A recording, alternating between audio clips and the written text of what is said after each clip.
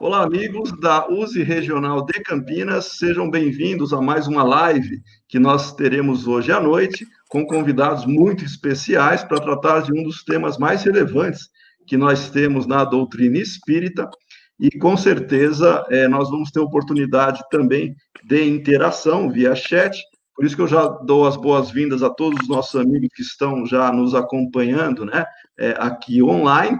E também eu vou, conforme nós estivermos aqui na nossa dinâmica, nós vamos fazer essa interação. Antes de nós também conversarmos com os nossos amigos internautas, né, eu queria dar as boas-vindas formais, né, aos nossos amigos que estão aqui na nossa live de hoje. Primeiro, diretamente de Minas Gerais, o nosso amigo Jader Sampaio. Tudo bom, Jader, com Boa você? noite, Marco. Boa noite a todos. Excelente, obrigado pela presença. Nós temos agora dois convidados também muito especiais, os dois morando em Barão Geraldo, em Campinas, né? Nosso amigo Silvio Chibeni. Olá, Silvio, como é que você vai? Tudo bem. Obrigado pelo convite, Marco. A satisfação é toda nossa. E também o Alexandre Fonseca. Bem-vindo, Alexandre, já é de casa, né? Obrigado, Marco. Boa noite a todos. Boa noite para vocês. E eu também queria falar agora uma boa noite para os nossos amigos que já estão nos acompanhando aqui, né? O Eduardo Lima, a Alzira Rossi, a Alzira mandou aqui o tema, né? O Ciência Espírita, né? Que é o tema de hoje que nós vamos falar, Ciência e Espiritismo. A Jaqueline também mandando uma boa noite para todos nós, sejam muito bem-vindos. E agora nós vamos. A Andréa, né, minha mulher, está aqui também participando. A Célia Oliveira, olá, Célia. O Sérgio Alencar. O Sérgio saiu de uma live e já entrou em outra, né? Que a gente estava assistindo outra live agora há pouco. O Downes, olá, Downes, bem-vinda. E Nildo. Nildo também é um colega que está sempre participando das nossas lives. Adriana, boa noite. Muito bem. O tema de hoje, ciência e espiritismo, é um dos temas que eu diria mais interessantes, principalmente no ambiente cultural do Brasil, porque a gente não tem tanta informação ou tanta abordagem, né, como o próprio Kardec deu como relevância sobre essa temática. Então, é uma oportunidade bastante interessante para nós discutirmos, né, essa relação. Tanto é que Kardec várias vezes coloca a ciência como aquela que vai, junto com o espiritismo, fazer o desenvolvimento das ideias, né, para que nós consigamos compreender melhor a realidade. Então, nós temos pessoas aqui extremamente conhecedoras desse assunto, né, são todos, inclusive, profissionais da área acadêmica que vivenciaram e vivenciam, né, bastante essa reflexão da ciência, e também são espíritas com bastante fundamentação doutrinária. Então, nós vamos unir agora ambos os conhecimentos, né? Tanto o acadêmico científico quanto o espírita. Vamos dar boa noite também aos outros amigos que estão chegando aqui da LIP, o Maurício Brandão, a Simone de Oliveira, a nossa querida Júlia Neso, que está aqui também nos acompanhando, né? Jaqueline de Biase, muito bem-vindos a todos. Bom, para nós iniciarmos a nossa live, nós temos uma questão central que nós colocamos aqui já para reflexão, né? É uma questão que faz com que nós tenhamos já alguns elementos que vão ser extremamente úteis para aquelas outras futuras questões que nós teremos. Nesse sentido, eu vou fazer essa questão de uma maneira genérica, mas vou pedir, né, que, por ordem, né, que nós nos manifestemos. A primeira questão é a seguinte: quando Kardec ele construiu, ele edificou, né, a doutrina espírita, organizando os ensinamentos convergentes dos espíritos, na época, Kardec ele sempre fez muitas associações e algumas críticas, inclusive, né, com a ciência da época. Então, a primeira questão que eu coloco para o grupo, né, para a nossa reflexão, o que era, como era considerada, né, ciência na época de Kardec, porque a gente sabe que essa nomenclatura, esse termo, conforme os anos foram passando, na década do século XX, principalmente, no século XX, ele teve um desenvolvimento muito grande, e entra no XXI com uma outra característica, mas na época de Kardec, lá em meados do século XIX, o que era considerado ciência? E para fazer isso, eu convido agora o nosso amigo Silvio Schibeni, que também é um grande especialista nesse assunto, tem vários trabalhos, né, publicados, bastante interessantes, e eu convido para fazer essa reflexão inicial. Silvio, como era a ciência da época de Kardec? Como é que ele entendia a ciência naquele momento?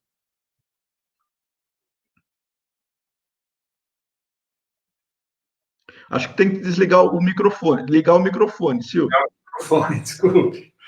Isso. A ciência, como a gente a conhece hoje, ela é produto do período que os filósofos chamam de moderno, ou seja, a partir do século XVII, né?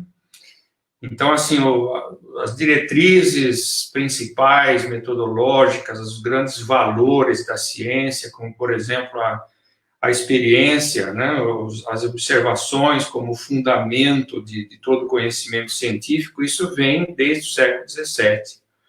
Não mudou nada substancialmente do tempo de Kardec até nossos dias. O que houve foi uma alteração na maioria das teorias de base das ciências fundamentais, a física, principalmente, a biologia, passaram por grandes transformações de lá para cá, né? A física, em particular, no início do século XX, renovou todas as suas principais teorias de fundo, né? Foram modificadas. A química permanece mais ou menos nas mesmas diretrizes, porque nós estamos ainda trabalhando sobre a química daltoniana, né? Que vem do começo do século XIX. Mas a biologia, como a gente conhece hoje, né, que é uma teoria praticamente nova, estava em gestação no tempo de Kardec, uma nova teoria que explicasse a evolução, né, ele não teve tempo de acompanhar todos os desenvolvimentos, mas, assim, do ponto de vista do conhecimento detalhado do mundo, nós sabemos muito mais do que ele sabia à época, mas os parâmetros dentro dos quais a ciência é feita, eles são mais ou menos estáveis, né, de lá para cá. As características das associações, das instituições científicas mudaram bastante também, né? O papel das universidades, surgimento de mais revistas, toda essa dinâmica que a gente tem hoje de divulgação dos nossos resultados de pesquisa, isso tudo é bastante novo em relação ao tempo de Kardec, né? Mas não afeta a metodologia, e eu acho que isso é o mais importante para nós, né? Excelente, excelente. E eu pergunto também agora para o Jader, que é um especialista em epistemologia, Jader, e o amigo Alexandre também, mas primeiro para o Jader. Naquela época, para você divulgar uma ideia científica, você tinha que apresentar essa ideia, geralmente em sociedades, né? Então a ciência estava muito calcada nessa relação da apresentação pública em órgãos específicos, no caso, as sociedades científicas da época, né? E Kardec, ele sempre faz menção, inclusive, nesse ponto, né, algumas sociedades, tanto é que foram criadas algumas sociedades também naquele período. Queria que você comentasse um pouco, Jader, como é que você vê naquela época, né, esse desenvolvimento das ideias, o que seria chamado ciência naquele momento e como é que ela era divulgada formalmente? Ô Marco, a gente estava relendo agora, recentemente, alguns trabalhos de Rivaio, né, que é Allan Kardec, né, no seu nome civil, né, como autor da pedagogia, antes dele começar a trabalhar com o espiritismo. E esses trabalhos nos levaram a conhecer um pouco melhor o sistema educacional da França. Então, o sistema de educação da França, o que a gente descobriu nesse meio tempo, data praticamente de algumas decisões do governo de Napoleão. Então, Napoleão criou uma universidade imperial. E essa universidade imperial não é como as universidades que a gente tem no dia de hoje. É como se fosse o Ministério da Educação aqui no Brasil. Tá? Ela tinha as sociedades que eram ligadas a ela tinha as instituições de ensino superior ligadas a ela, as instituições de ensino médio e as instituições de ensino fundamental. Como Kardec era diretor de escola, vamos colocar assim entre aspas, tá? Diretor de colégio na época, tá? Então Kardec era ligado a essa instituição e por isso ele tinha acesso não só aos espaços da universidade, como ele se tornou membro de algumas sociedades, tá? Recentemente a gente publicou o diploma dele de membro da Sociedade Estatística da França, tá? Daquela época. Ele era membro e recebia as publicações dessa sociedade. Tá? Então, essa é uma das características da educação superior à época de Kardec. Tá? No que tange a ciência, a gente tem, algo, como o Silvio levantou para nós, muitas influências do século XVII, né? Então, na Inglaterra a gente pode falar de Francis Bacon, tá? A gente pode falar de Descartes no discurso sobre o método, que ele publicou em 1637. Tá? A gente, no caso de Kardec, teve uma coisa que a gente descobriu recente, nesse livro aqui que você gosta muito dele, o Marco, que é o Catálogo Racional, tá? Para a formação de uma biblioteca espírita, tá? De Kardec, e que a gente vê um texto de Telêmaco, um texto de Fénelon, aqui no livro, que se chama Tratado da Existência e dos Atributos de Deus. Eu tive a curiosidade de baixar e a gente encontrou uma influência filosófica do Fénelon no pensamento de Kardec, na construção do pensamento de Kardec. Bom, acho que essencialmente para a gente começar é isso. Eu queria marcar que na época de Kardec a psicologia como a gente conhece hoje ainda não existia. O considerado fundador da psicologia, que é Wundt, a gente comemora como época da criação da psicologia o ano de 1873, em que Kardec já tinha desencarnado, quando Wundt publica o princípio de psicologia fisiológica e funda o primeiro laboratório de psicologia experimental alguns anos depois. Tá? Então, a psicologia estava distribuída entre a filosofia e a medicina. Tá? Acho que é isso. Tá ótimo. Inclusive, eu quero só fazer um comentário rápido aqui, antes de passar para o Alexandre também fazer um comentário. No comecinho, né, eu não cheguei a destacar a área de formação de cada um. A gente colocou no material de divulgação, tá? Mas eu vou fazer essa menção porque, apesar de, no movimento espírita, eu nunca colocar isso como se fosse algo relevante em termos de apresentação, para a nossa live em particular, isso faz sentido para nós especificarmos as áreas de conhecimento, né, onde cada um tem mais familiaridade, né. O Jader, ele é psicólogo, né, com doutorado em administração. O Silvio, ele tem um trabalho, ele é filósofo e também na área de física, ele tem um conhecimento bastante profundo, né, nessa relação. E o Alexandre também sempre voltado para a área de física, né, participando com esse tipo de abordagem. No meu caso, é mais na área de ciências sociais aplicadas, em particular em economia, né. Bom, dentro dessa área de conhecimento que nós temos, não quer dizer que a ciência não tenha especificidades, claro, dentro do conjunto da área de conhecimento, mas, em termos gerais, ciência é ciência que nós estamos desenvolvendo e tentando compreendê-la, né, desde a Revolução Científica, vamos chamar assim, que o Silvio até comentou no século XVII, até para cá. Mas para o Alexandre, em particular, eu gostaria que ele comentasse, Alexandre, até porque você tem acompanhado muito isso, a terminologia que Kardec se servia para descrever fenômenos, né, usando teorias científicas naquele período, ele trabalhava com conceitos que hoje, né, nós não teríamos o mesmo significado em termos na palavra, né? Mas o conceito que Kardec se servia, claro, ele tinha a sua razão de existir naquela época, né? Então, queria que você comentasse um pouco, né, sobre essa visão que Kardec tinha com os termos científicos da época e até que ponto isso pode favorecer ou não a compreensão doutrinária, né, se nós pegarmos isso de maneira mais específica, tá? Na Gênese, por exemplo, ele trata de vários conceitos, né? Também, né?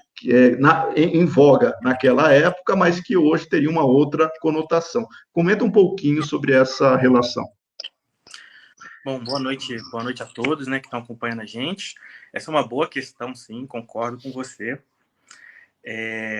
Porque na atualidade a gente observa algumas controvérsias a respeito de termos e conceitos que estão presentes nas obras de Kardec, que ele se utilizou para descrever ou para propor os conceitos espíritas, e que alguns propõem nos dias de hoje, ou não nos dias de hoje, mas de várias décadas já para cá, algumas pessoas propõem que a doutrina devesse ser atualizada, essa questão dos termos.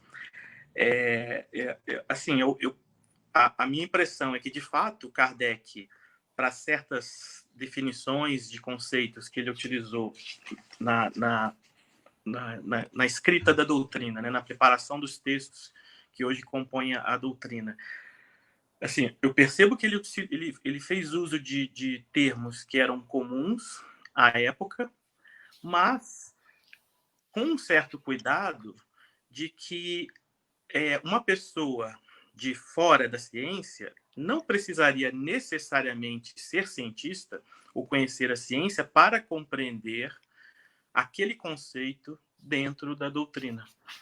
Então, isso eu acho que a impressão que eu tenho é que o Kardec tomou um pouco desse cuidado, já que a intenção era divulgar a doutrina e que ela fosse o mais simples e atingisse o maior número de pessoas possível.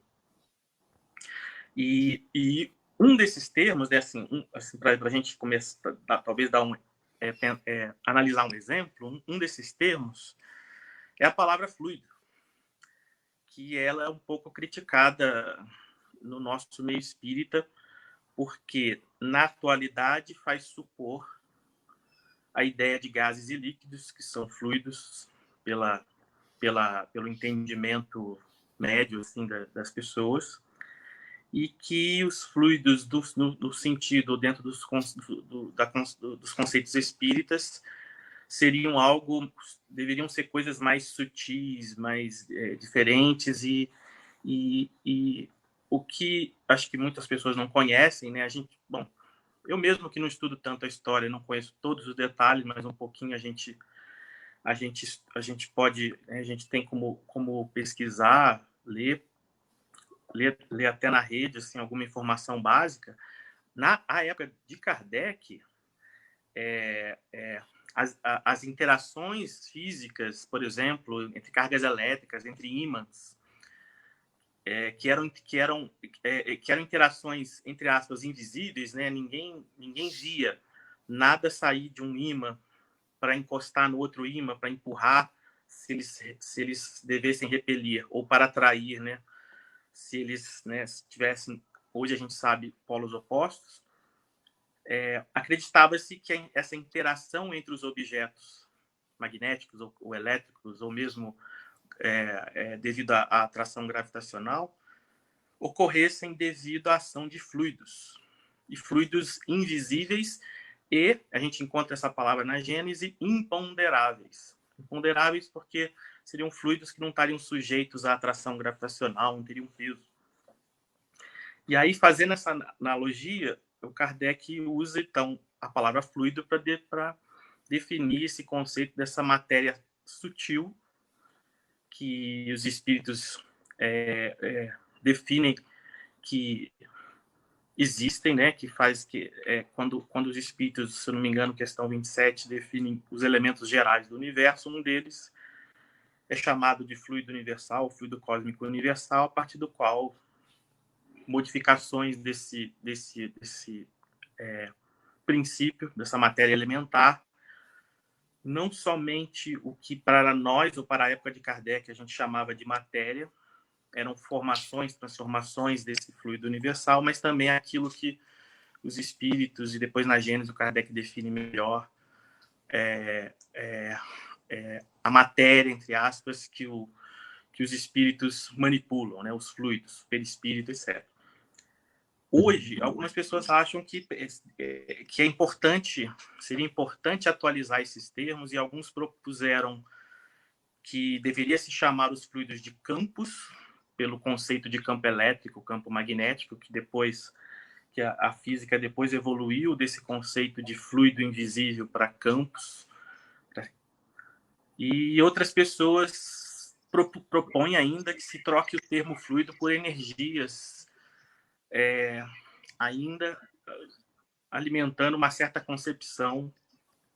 A intenção é boa, porque alimentando uma certa concepção de que os fluidos são coisas sutis, energias são coisas também, seriam também sutis, então uma coisa deveria ser chamada pela outra. Quando, na verdade, quando a gente vai a fundo dentro desses conceitos, não faz o menor sentido. Existem problemas na definição desses outros conceitos, tanto de campo quanto de energias da ciência. Então, Ok. no fundo, até por razões filosóficas, eu diria, não há problema em a gente continuar com a terminologia original de Kardec, porque ela está muito bem definida no seu corpo teórico. Então, não é aconselhável fazer esse tipo de atualização.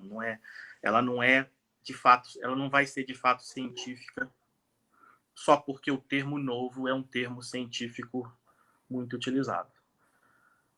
Ok. Então, você está falando que nós temos que entender o contexto que Kardec usou para compreender a essência do conteúdo, né? E a própria doutrina define o seu próprio termo, né? O que é um fluido espiritual. Kardec deixa claro, a gente não precisaria assim, ficar tão preocupado em entender profundamente como era fora. A própria doutrina ela é didática o suficiente. Tá. Ok. Obrigado, Alexandre. Eu estou vendo já que algumas pessoas, o Eric, né, estão algumas perguntas. Peço que coloquem perguntas mesmo aí ao lado. Dentro do possível, a gente vai inserindo, tá? Mas antes, eu gostaria de fazer uma outra questão aqui para o Silvio, e depois o Jader fique à vontade para comentar. Justamente dentro dessa proposta da época, né, de Kardec, ele cita bastante as questões empíricas, né? E ele fala que o espiritismo, inclusive, seria uma ciência de observação. E, ao mesmo tempo, né, em outros trechos, ele faz uma crítica à ciência da época com relação ao objeto de estudo, né, que o objeto de estudo do espiritismo não seria da alçada, né, das correntes mais predominantes naquele momento, e depois ele até diz que a ciência e o espiritismo caminhariam juntas, né? Seriam dois elementos caminhando juntos para esse desenvolvimento. Então, eu pergunto para o Silvio, até que ponto, nesse sentido, se pode chamar o espiritismo de ciência, porque existe no meio espírita quase que uma frase pronta, né, que o espiritismo seria ao mesmo tempo ciência, filosofia e religião. Então eu pergunto para o Silvio, depois deixo aberto para o Jader e para o Alexandre também comentarem, podemos chamar o espiritismo de ciência? Quais seriam os limites que isso teria? O que Kardec chamava de ciência na época, e eu pergunto, se teve influência ou não do positivismo, né, que estava em voga naquele momento, que nós poderíamos trabalhar essas questões hoje em termos de classificação do espiritismo. Pergunto para o Silvio. Bem, Kardec conhecia com bastante profundidade a ciência do seu tempo, embora ele não fosse propriamente um cientista, né? Caracterizou o espiritismo no que é o espiritismo, o livro O que é o Espiritismo, a resposta dele, já no preâmbulo, é que o espiritismo é uma ciência. Ele nunca vacilou sobre isso, e o tempo todo, até o fim da sua carreira, né, espírita, ele sempre se refere ao espiritismo como uma ciência, a ciência espírita, que tem uma característica que distingue das demais ciências acadêmicas, ordinárias, que é um objeto de estudo diferente, né? Como diz nessa própria definição do Kardec, no que é o espiritismo, essa ciência espírita, agora eu estou lendo, né? trata da natureza, origem e destino dos espíritos, bem como de suas relações com o mundo corporal. Não há nenhuma razão para nós modificarmos essa caracterização. Acho que ela é inteiramente compatível com o que o Kardec fez. Ou seja, ele passou a investigar uma dimensão diferente, né, do mundo, que diz respeito ao elemento espiritual do ser humano, que sempre foi estudado num nível filosófico mais abstrato, né? Como o Jader lembrou, não havia ainda a psicologia, né? Isso estava para aparecer, que também é uma ciência que estuda o espírito, né? Mas o Kardec deu ênfase exatamente no espírito enquanto um ser que não acaba com o corpo, independente do corpo, que sobrevive à morte do corpo e que já existia antes do corpo nascer. Esse é o núcleo da ciência espírita. E ele procurou investigar, então, por meios empíricos, ou seja, recorrendo à observação sistemática de fenômenos. Empirismo quer dizer isso, né? A valorização da experiência, aquilo que a gente observa, para fundamentar as nossas teorizações. Então, nesse caso específico, os fenômenos que deram sustentação ao espiritismo, tal qual elaborado por Kardec, são os fenômenos que ele chamou de mediúnicos. Essa é uma denominação nova que ele inventou, né? E também os fenômenos sonambúlicos, que já eram assim conhecidos há mais tempo. Ele dá muita importância aos fenômenos sonambúlicos, algo que o movimento espírita perdeu depois, né? Hoje em dia a gente não fala mais nisso. Há uma complexidade histórica, né, para explicar por que a gente deixou de lado um dos dois grandes campos de fenômenos que o Kardec investigou, né, e que estão muito presentes nas suas obras, especialmente nos artigos da revista e no Livro dos Médiuns. Enfim, então a valorização que ele deu ao lastro experimental era inteiramente compatível com a índole da ciência desde o século XVII, desde que ela existe, né? A gente deixou de lado as formas antigas e medievais de fazer um estudo do mundo, que eram muito mais abstratas, muito mais descoladas da investigação real do que acontece no mundo, né? Era mais o pensamento, o raciocínio, tentando elaborar conceitos, né, de uma maneira mais independente da experiência. O positivismo é uma vertente dessa perspectiva empirista que leva ao último grau a valorização da experiência, talvez até passando um pouco do ponto, né? O Jader sabe bem disso. Então, a época em que o Kardec trabalhou, a época de grande dominação teórica na filosofia do positivismo, como um movimento radical de valorização da experiência, que, se a gente não tomar cuidado, talvez ele torne pouco visível aquilo que a gente faz a partir do dado empírico, né?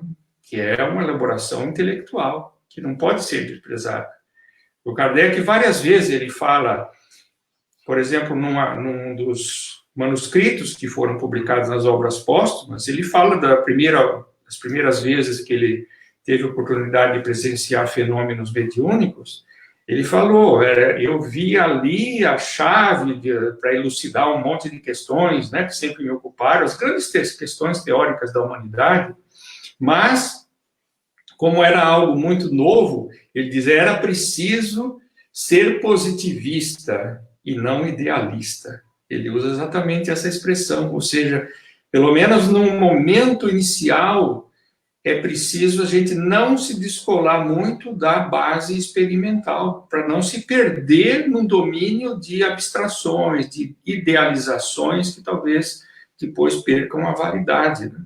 Mas ele soube muito bem equilibrar, evitar os extremos, quer da idealização, né, que era muito característica dos estudos do espírito dentro da filosofia, e continua sendo até hoje, né? Assim como também evitar os extremos de um positivismo que poderia ser muito redutivo, né? Que pudesse traduzir toda a informação espírita em dados experimentais, o que também não é o caso. Excelente, Silvio. E eu, antes, tem uma pergunta para o Alexandre, e antes da pergunta para o Alexandre, do nosso amigo Eric, eu tenho uma questão para o Jader, para o psicólogo Jader, que ele nos ajude a entender aqui. A revista Espírita, que Kardec começou a publicar a partir de 1º de janeiro de 1858, né? Ele publicou mensalmente. A denominação que ele deu era Revista Espírita, o Jornal de Estudos Psicológicos, né? Jader, o que seriam esses estudos psicológicos que nós caracterizaríamos a Revista Espírita? Acho que o Silvio fez uma posição, já fez um esclarecimento dessa questão, né? A psicologia, no tempo de Kardec, teria um pé na filosofia e teria um pé na medicina. Na medicina, tá, a gente tinha a questão dos magnetizadores e dos estados sonambúlicos. Então, Kardec estudou essa dimensão, que era polêmica à época, era visto meio como que uma medicina alternativa, não muito aceita dentro da academia, às vezes não aceita, às vezes aceita, tá? E ao voltar à questão sonambúlica, ele tá fazendo psicologia, tá? Do ponto de vista filosófico, ele está pesquisando o espírito. Como ele está pesquisando o espírito, a gente tem, por exemplo, antes de Kardec, um autor, me deixa colar aqui a data dele, Schleiermacher, tá? Um filósofo alemão. Tá? Ele é considerado precursor da hermenêutica. Então, ele propõe a ideia de ciência do espírito. Tá certo que, à época, essa ciência do espírito não é a ciência da alma, aquilo que sobrevive depois da morte, tá? Mas tudo aquilo que é produção do espírito. Tá? Então, o espírito pensa, sente, cria linguagem, cria significado, tá? E entender, e tudo isso que o espírito fala é também uma forma de conhecimento. E Kardec consegue transitar entre esses dois mundos. E por estar estudando o espírito, como Schleiermacher está colocando, tá? Os fenômenos que o espírito gera no corpo, como os médicos e magnetizadores da época, como de Pissegui, estavam estudando. Ele denomina Jornal de Estudos Psicológicos. Ok? Você tinha perguntado sobre a ideia de um aspecto tríplice da doutrina, né, de ciência, filosofia e religião. Eu gostei muito da citação do Silvio, porque um parágrafo antes da definição de espiritismo, Kardec, no que é o espiritismo, vocês me permitam ler, é rapidão, tá? Ele coloca aqui: o espiritismo é ao mesmo tempo uma ciência de observação e uma doutrina filosófica. Como ciência prática, ele consiste nas relações que se estabelecem entre nós e os espíritos. Como filosofia, compreende todas as consequências morais que dimanam dessas mesmas relações.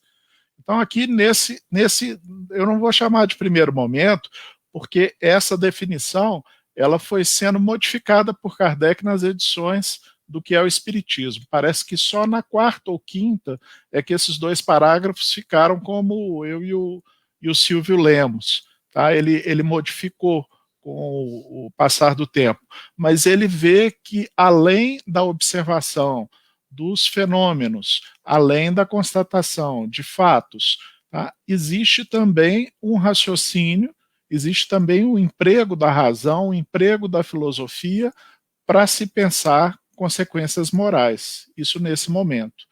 Tá? Na Revista Espírita, que você lembrou, Marco, tem um estudo também famoso de Kardec, já bem próximo da desencarnação dele, tá? Saiu, se não me falha a memória, em dezembro de 68, tá? Em que se discute se o espiritismo é uma religião. E Kardec deixa claro, nesse texto que o Marco conhece bem, né, que depende de como a gente compreende o termo religião. Se a gente compreende o termo religião como uma hierarquia, como algo formado de dogmas, como relações de poder, então isso aí o Espiritismo não deseja ser, não é. Tá? Agora, se a gente entende a religião no seu sentido filosófico, e ele coloca isso, religião no sentido filosófico, algo que aproxima as pessoas, algo que une as pessoas, e aí então ele responderia sim, sem dúvida. Ele ainda coloca assim, sim, sem dúvida.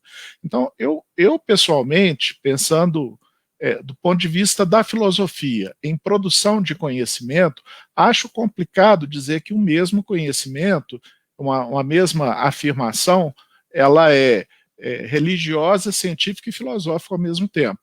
Tá? Isso eu acho difícil de compreender. Mas eu consigo compreender uma doutrina que tenha uma base científica, que se formou a partir não de teorias pré-concebidas, mas do que o Silvio lembrou, tá? da empiria, da observação, tá? Que a partir daí desenvolveu teorias utilizando a razão, tá? E que tem também uma ética e que valoriza também a experiência religiosa, que é essa riqueza que a gente encontra no Espiritismo. Tá? Desculpa ter demorado aqui na Imagina. passagem. Excelente, Jader, excelente. Tanto eu só vou, antes de passar a palavra para o Alexandre, né, que tem uma questão para ele, acho que ele quer comentar também sobre esse assunto, e o Jader fazendo propaganda lá em torno do... Eu esqueci de falar isso na última pergunta, tem esse livro aqui, ó, da La Chatre, difícil de achar, em torno de Rivaio. O editor, ele trouxe pessoas de áreas muito diferentes do conhecimento, esse mesmo, de áreas muito diferentes do conhecimento, da filosofia, das ciências, das artes, e cada uma escreveu um capítulo sobre o período, o século XIX. Tá? E o trabalho da Nádia aqui está muito bem escrito sobre a filosofia do século XIX, e ela fala sobre positivismo e fala sobre o espiritismo também. Se a gente tiver tempo, eu queria ler um parágrafozinho também. Legal, obrigado, Jader. Nada. Obrigado. E aproveitando, o Silvio, inclusive, nós participamos de uma roda de conversa no início deste ano, né, que está registrado, está gravado. Nós fizemos pela USP, lá no SEAC, o Centro Espírita Allan Kardec de Campinas. Foi muito interessante, né? Um colega nosso, Tristan, que é filósofo, também participou, foi moderado pela Andréa Laporte. E eu tenho vários amigos filósofos, né, que estão aqui participando. O Humberto Coelho, que é nosso amigo, fantástico, filósofo. Tem o Tiago de Lima Castro, que também está aqui e acabou de fazer uma pergunta, então eu já vou depois colocar essa pergunta para vocês, mas antes eu queria fazer para o Alexandre, especificamente, o nosso amigo Eric fez uma questão aqui, tá, Alexandre? Eu pediria que você respondesse dentro do possível de maneira breve, e também se você, acho que você queria comentar alguma coisa que o Jader ou o Silvio comentaram, tá? Deixa eu só colocar a pergunta aqui do nosso amigo Eric. O que o Alexandre pensa, ele falou para você, viu? Mas se o Jader e o Silvio depois quiserem comentar, fiquem à vontade. Sobre a apropriação de certos termos vindos, por exemplo, da parapsicologia ou da metapsíquica, como ectoplasma, né? Seria uma apropriação indevida, supondo que ele esteja falando para uso no discurso espírita, né? Seria uma apropriação indevida? O que você pensa sobre isso? Então, o que eu queria comentar rapidamente sobre a questão que você fez agora há pouco, e o Silvio e o Jader responderam muito bem. Eu não vou acrescentar nada ao que eles comentaram, mas só vou assim, despertar talvez alguma reflexão, propor, né, porque o tempo não permite, né, você tem razão, sobre essa questão da definição, porque uma coisa era isso, né, como Kardec talvez olhasse, entendesse a maneira de caracterizar a teoria espírita. Agora, na atualidade, o que eu queria trazer para análise, do que eu tenho percebido em grupos, discussão e textos de internet, é que, em geral, cada um tenta olhar para a doutrina espírita com o seu viés, com o seu filtro, né? com o seu vidro colorido, né? E alguns tentam olhar, por exemplo, o aspecto científico ou a doutrina como uma ciência natural, outros tentam olhar como uma ciência de natureza humana, outros ainda enxergam mais os outros aspectos doutrinários, né? Como comentado, religioso e filosófico. E há ainda, me lembro de ter lido em algum livro, quem propõe que o Espiritismo não seja nem ciência, nem religião, nem filosofia, mas um sistema de conhecimentos. Então, embora não defina muito o que é um sistema de conhecimento, mas, enfim, as pessoas têm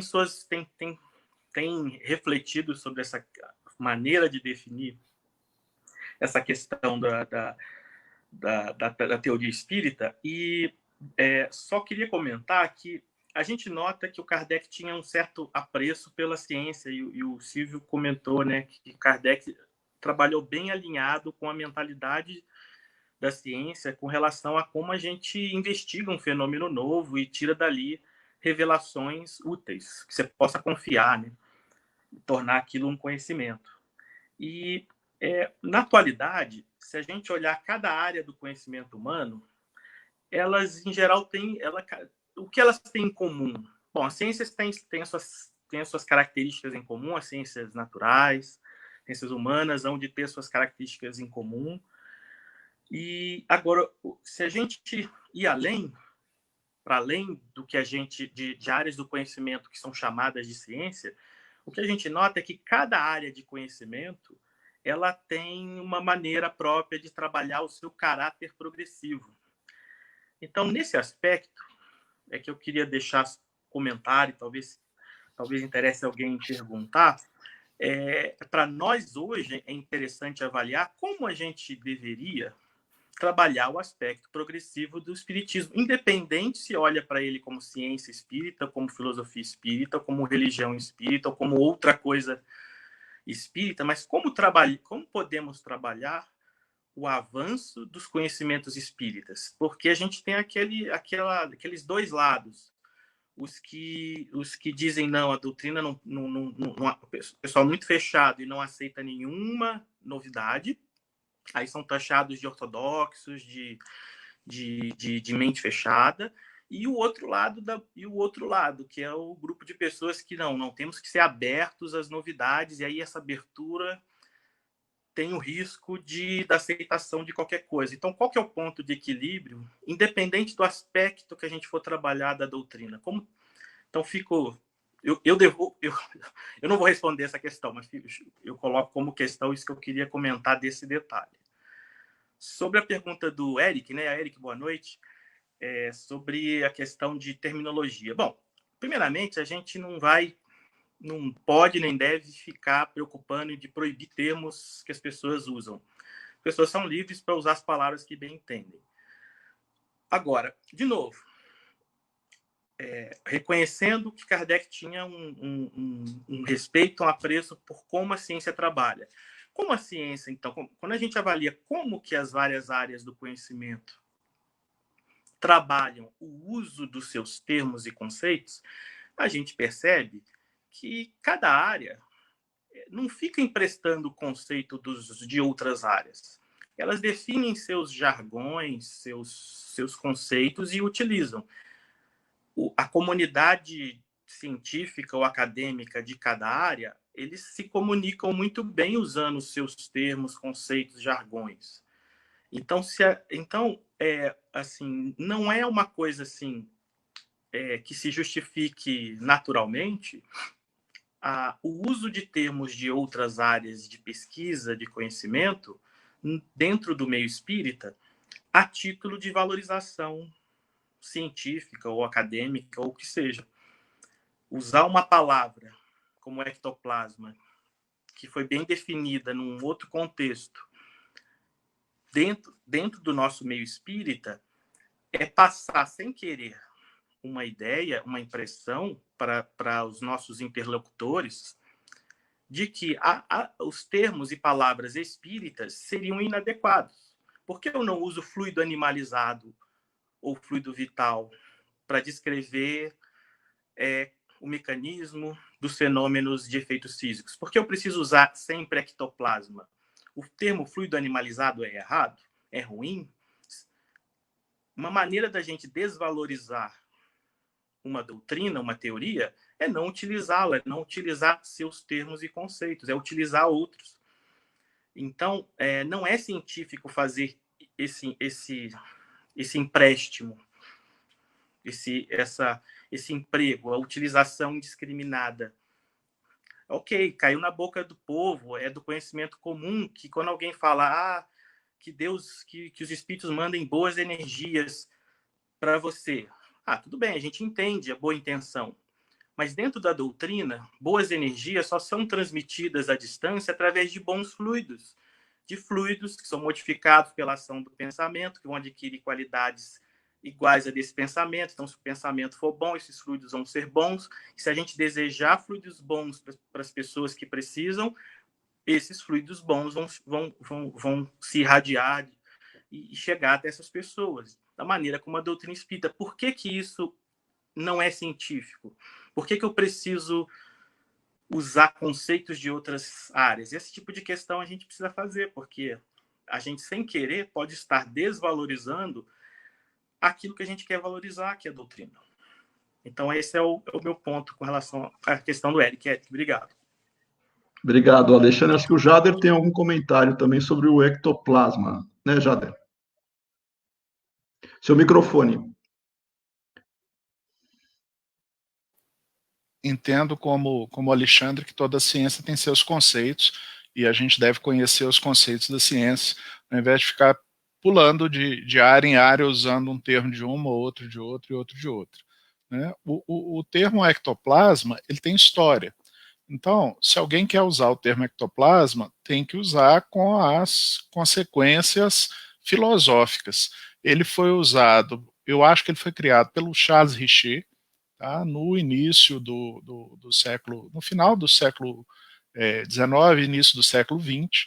O Richer, ele queria dizer que existia um plasma exteriorizado, alguma coisa que saía do corpo, do médium, para poder explicar os fenômenos chamados materialização. E o Richer, ele tinha um problema, ele não queria admitir a existência dos espíritos. Tá? Então, ele colocou em suspensão a hipótese da sobrevivência e da atuação dos espíritos nesses fenômenos e foi criando palavras. Então ele não usava médiums, aí ele preferia usar sensitivos, tá? Então ele foi criando palavras com essa intenção, e isso fica um pouco contraditório com o pensamento espírita original, que assume a existência dos espíritos. O problema, Alexandre, é que nós, do movimento espírita brasileiro, tivemos acesso ao pensamento de Richer, tivemos acesso à literatura teosófica, e isso marcou a produção de alguns médiuns. Tá? Então, eu considero importante que quando a gente for ler, por exemplo, André Luiz fala em ectoplasma. Eu vou ficar brigando com o André Luiz porque ele usou a palavra ectoplasma? Não, se eu, Jader, fosse usar a palavra ectoplasma, eu teria que conceituá-la a partir de Richer e falar das suas consequências filosóficas, mas sabendo que o médium, tá, com a influência dessas outras áreas de pensamento, usou a palavra, a gente tem que saber fazer a decodificação, voltar ao contexto filosófico original. Né? Essa que é a minha opinião. Não sei o que vocês pensam disso. Legal, Jader. Eu acho que foi alinhado, né, com o que o Alexandre comentou, né? Então, eu acho que está bem alinhado. Inclusive tem o Tiago, nosso amigo Tiago, né, da LIP, né? A pergunta dele estava bem próxima a essa questão eu vou colocar aqui só para um comentário depois para o Silvio. Na ânsia de desenvolver o aspecto científico do espiritismo, muitas vezes se assimila a termos da física. Eu acho que muita gente tenta fazer isso até para achar que está legitimando, né, ou valorizando o discurso. E outras áreas, até na boa vontade de contribuir com esse aspecto. Mas aí vem a questão, né? Isso não acaba gerando mais problemas, né? Porque cada termo tem o seu significado próprio, né? E às vezes você importar termos, que eu acho que o questionamento do Tiago vem nessa linha, ele estaria, às vezes, prejudicando a própria compreensão, né? Então, eu pediria para o Silvio fazer esse comentário também, mas eu já vou acrescentar também, Silvio, a gente tem mais algumas questões aqui, dentro do possível procurar encaixar todas, mas já agradecendo a participação de todos, né? Temos vários amigos participando, o Adair está participando, nossa amiga Astrid está participando, filósofa, né? Está participando também, e a Eliana, que é também nossa amiga da USE, né? Ela faz uma pergunta específica para o Silvio, né?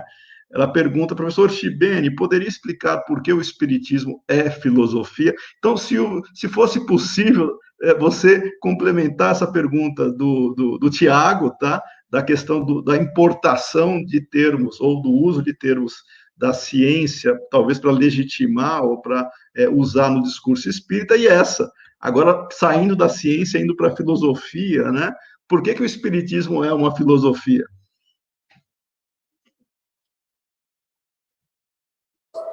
Bom, o próprio Tiago, no final, ele fala, bom, desculpe se essa pergunta já foi respondida, na verdade já foi respondida, né? O Alexandre e Jader já comentaram a autonomia que o Espiritismo tem, como qualquer sistema teórico bem elaborado, né? Ele tem uma autonomia teórica, conceitual, as suas bases são próprias, né? Ele não precisa de pedir de empréstimo elementos alheios, né? Isso pode gerar confusão, como disse o Jader. Para quem é estudioso, para quem transita por todas as áreas, a gente deve fazer isso, né? Valorizar todas as alternativas, estudar tudo. A gente sabe colocar cada coisa no seu devido lugar. Mas se as pessoas não tiverem tempo ou disposição para fazer essa localização dos conceitos dentro do universo intelectual externo ao espiritismo, a gente tem confusão. A gente confunde as coisas desnecessariamente, né? Então, com a física em particular, isso é muito grave, né? Porque, como a física é uma disciplina muito antiga, ela tem todo um pedigree, né, científico, né? Desde a antiguidade, a gente às vezes imagina que se nós tomarmos emprestados elementos da física, a gente vai estar se fortalecendo do ponto de vista científico, quando não é bem assim, você tem que fazer bem feito, né? Se é mal feito, piora as coisas, né? A pergunta da Eliana é muito complicada, né? Eu acho que assim, não dá para responder aqui. Filosofia é uma coisa complicada, enfim, a própria cultura ocidental, ela é originária daquilo que os gregos chamavam de filosofia. E para eles a filosofia não tinha áreas, era o estudo de qualquer coisa que pudesse despertar a curiosidade do ser humano pelo fim de conhecer as coisas, não necessariamente por razões práticas, né? Está muito presente, né? Tá dentro do espiritismo, tantas vezes o Kardec também chama o espiritismo de uma filosofia. Tanto assim que na segunda edição do livro, né, que é a que nós usamos hoje, a primeira linha da página de rosto ele introduziu, não tinha na primeira, filosofia espiritualista. Mas isso fica para outro dia. Exatamente, obrigado, Silvio. De fato, exigiria isso, uma live só para a gente conversar sobre isso, tá? Eu vou aproveitar que o nosso amigo Humberto está também participando, ou virtualmente, né? Ele está acompanhando, Humberto Schubert Coelho. Ele tem um livro chamado Filosofia Perene, que eu tive a oportunidade de ler, né? Que eu achei extremamente bem-vindo ao movimento espírita. Fico aqui fazendo a minha reflexão. Que vale a pena aqueles interessados também em acompanhar esse desenvolvimento, né, dessa proposta filosófica, primeiro espiritualista, e como é que isso foi se desenvolvendo, e até os pontos antagônicos, né, que se poderia ter.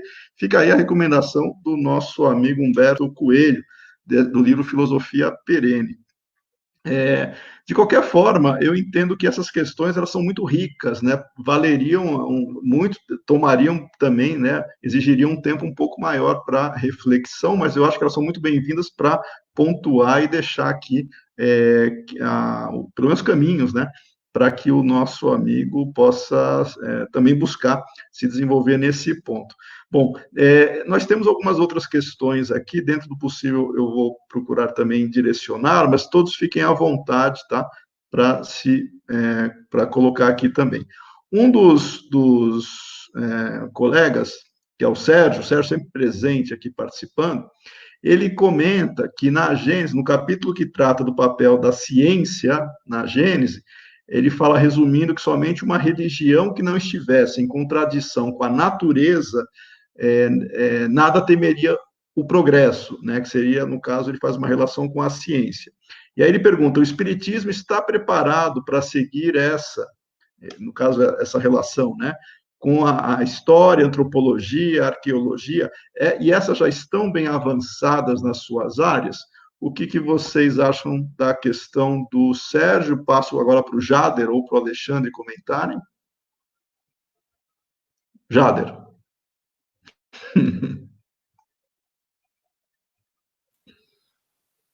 Ô Sérgio, aí a gente tem que utilizar também uma segunda compreensão, tá? Que é a distinção entre ciências naturais e ciências humanas. Muitos autores contemporâneos da filosofia fazem esse tipo de distinção.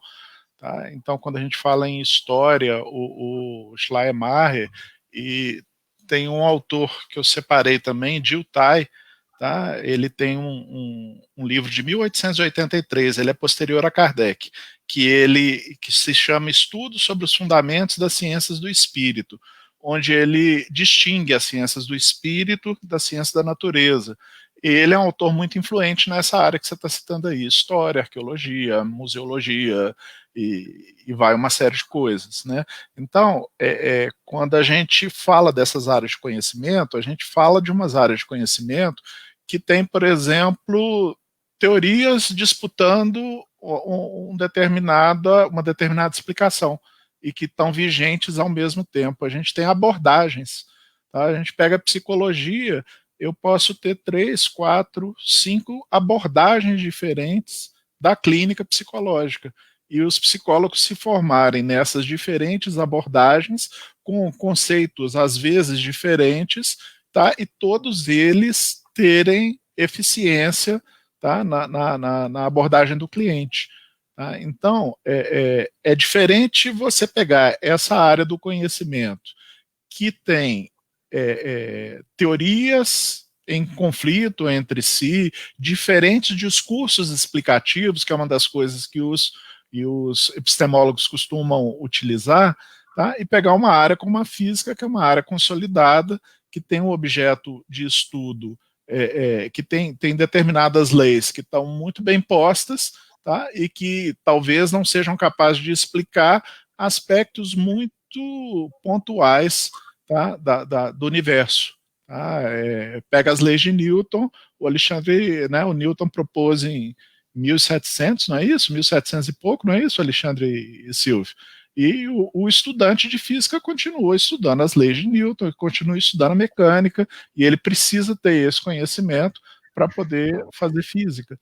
Tá? Então, à medida em que a gente anda para áreas diferentes, a gente tem esses problemas.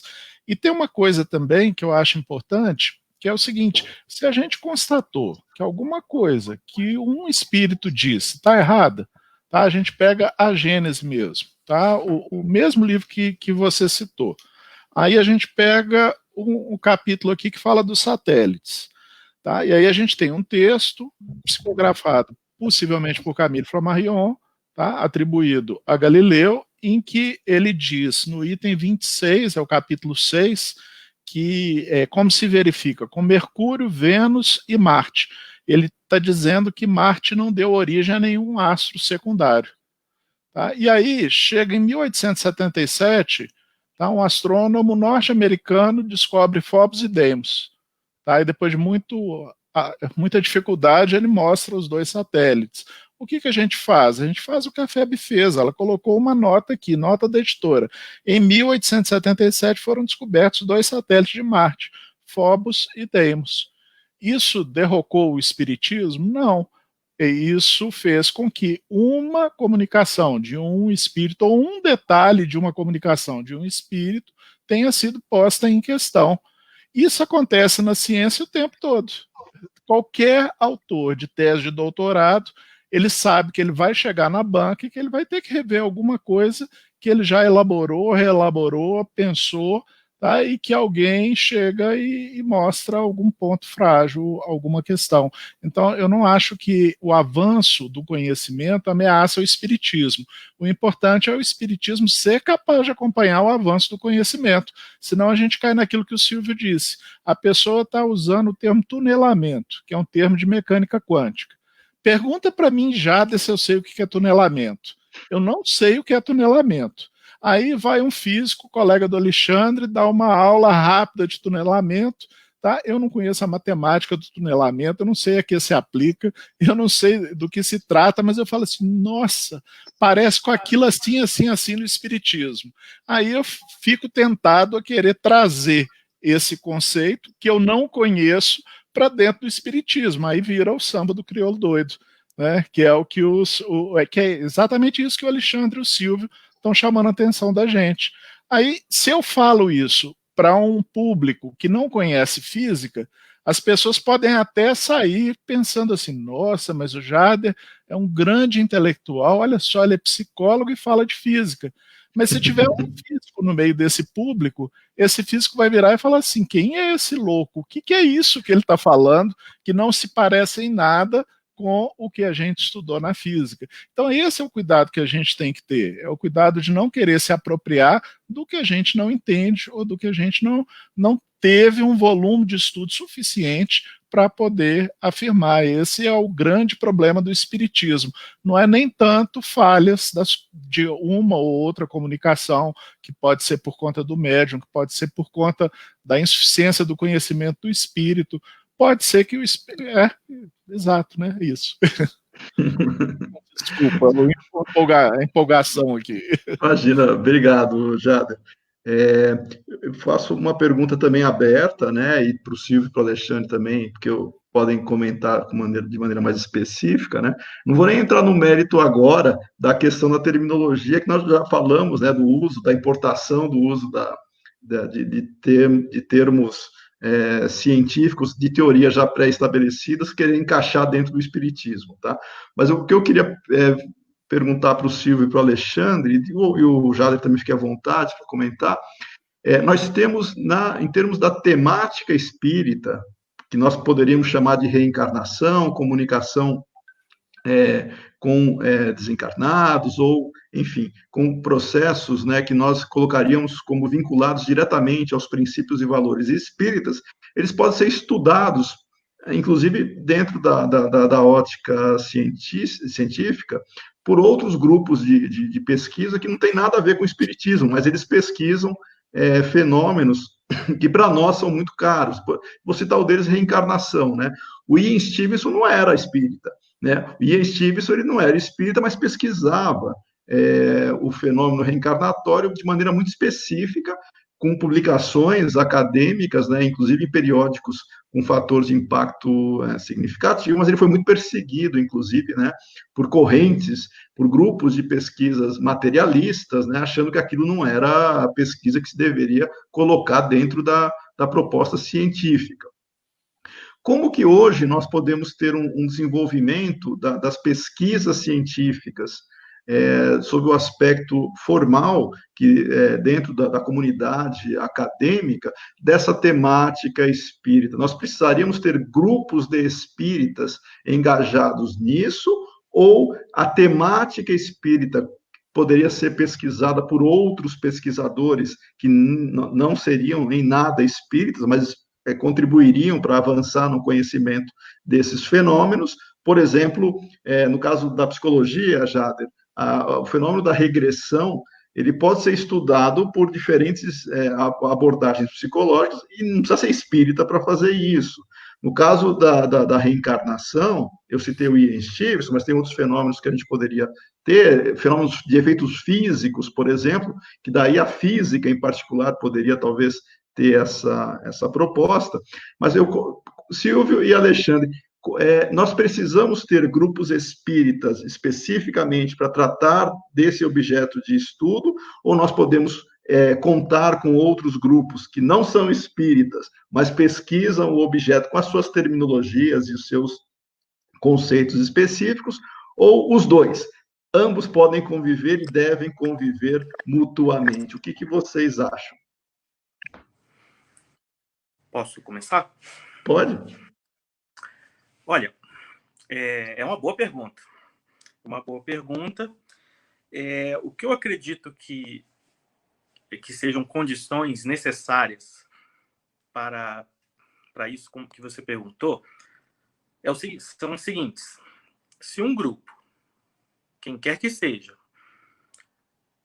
deseja pesquisar um determinado fenômeno psíquico, espiritual, não, anímico ou espiritual, que seja, dentro dos paradigmas e modelos ou do modo de pesquisa de uma determinada área, esse grupo, primeiro, tem que dominar bem essa área dentro da qual, ou a partir da qual, ou através da qual se deseja investigar o fenômeno. Tem que conhecer bem as técnicas, os critérios, os rigores, a teoria, os modelos vigentes, para poder, inclusive, verificar se tem coerência em investigar o fenômeno desejado dentro desse contexto.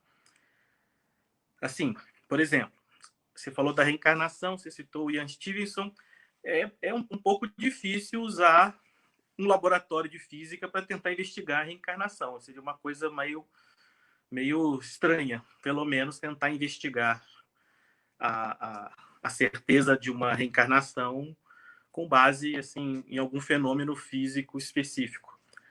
Agora dentro agora o que o Ian Stevenson fez foi elaborar critérios, métodos e protocolos para investigar da maneira adequada o fenômeno e poder eliminar hipóteses puramente materialistas para os tais casos sugestivos de reencarnação. Eu não vejo, em princípio, nenhum problema em algum grupo, seja da área de psicologia, da área médica, ou até de física, ou de qualquer área, desejar investigar um determinado fenômeno. Mas esse grupo tem que dominar bem a área e seus critérios para poder atuar. E, de certa forma, tem que ter algum conhecimento desse fenômeno controverso, diferente, espiritualista ou anímico, que deseja investigar, para poder também produzir algo útil. Particularmente, acho que as ciências naturais, acho muito difícil, a partir das ferramentas delas, se comprovar algo além da matéria. Talvez a área médica, que lida direto com as pessoas, você tenha como investigar alguns fenômenos que envolvem algum efeito físico, como o da imposição de mãos sobre a saúde das pessoas, sobre a investigação de fenômenos conhecidos, né, de experiência de quase morte. Então, acredito que a área médica e a área de psicologia sejam assim as mais próximas, assim, no âmbito acadêmico, fora do meio religioso ou do meio espírita. Mas isso é um aspecto. É possível isso? É possível isso. Agora, é possível que, fora dessas áreas de conhecimento específicas, formais, se possa investigar fenômenos espíritas ou anímicos? Acredito que sim. Possa-se desenvolver projetos, sejam eles teóricos ou práticos, ou teórico-práticos? Eu acredito que sim. Mas aí o que seria necessário? O grupo interessado escolher qual é a sua base teórica a partir da qual ou na qual vai trabalhar a sua interpretação do fenômeno e estudá-la com profundidade. No caso, se for em grupo de espíritas desejando investigar fenômenos espíritas, a base é a doutrina espírita. E aí eu vou tentar contar rapidamente, que é um assunto que eu estudei recente, sobre... eu chamei isso de um não do Kardec a um médico homeopata. Só para citar um exemplo dessa postura espírita, que o espírita pode ter num trabalho de pesquisa ou análise científica, mas dentro do âmbito doutrinário, puramente espírita. A gente vai encontrar na Revista Espírita dos meses, se eu não me engano, me corrijam, março e junho de 1867, Kardec analisando uma proposta de alguns médicos homeopatas de que era possível curar fraquezas de natureza moral, orgulho, egoísmo e outros vícios ou falhas morais. Esses médicos acreditavam que tomando remédios de homeopatia era possível tratar, curar, aprimorar essas características de natureza moral. O Kardec, muito respeitoso, muito polido, argumenta, não com base na medicina ou na homeopatia, que não era talvez a especialidade dele. Ele analisa a questão sob o aspecto doutrinário, com base no paradigma. Em 1867, só faltava publicar a Gênese, então a doutrina já estava bem desenvolvida. Então, ele usou o quê? Os conhecimentos da doutrina para analisar a incoerência dessa proposta desses amigos médicos. Eles insistiam, inclusive dizendo que eles... Olha a que ponto a questão chegou. Porque esses amigos médicos insistiram com Kardec de que eram fatos, que eram, sabe, a questão do positivismo que o Silvio comentou, o cuidado, o perigo um pouco até de se levar isso a um extremo. Mas esses amigos médicos, eles disseram para Kardec que eram evidências experimentais de que eles podiam curar males morais. Kardec, muito respeitoso, continua insistindo na posição dele de que o que deve ter acontecido é uma interpretação equivocada do fenômeno, interpretaram errado o que é causa e o que é efeito, e concluíram que o remédio homeopático cura o mal moral. Kardec argumenta que na prática, o remédio deve ter atuado no corpo, impedindo a manifestação daquela postura moral. Ele dá até um exemplo grosseiro, assim, exagerado. Uma pessoa com a tendência, com um hábito, a tendência a cometer crimes, bater em alguém, por exemplo, machucar alguém com o braço. Se você cortar o braço dessa pessoa agressiva, essa pessoa não vai mais bater em ninguém, porque o braço está cortado, ela não tem mais um instrumento de agressão ao próximo. Você curou o mal moral dessa criatura? Não, você só tirou dela o instrumento da ação má. E é isso que o Kardec, então, compara isso com o que pode estar acontecendo nesse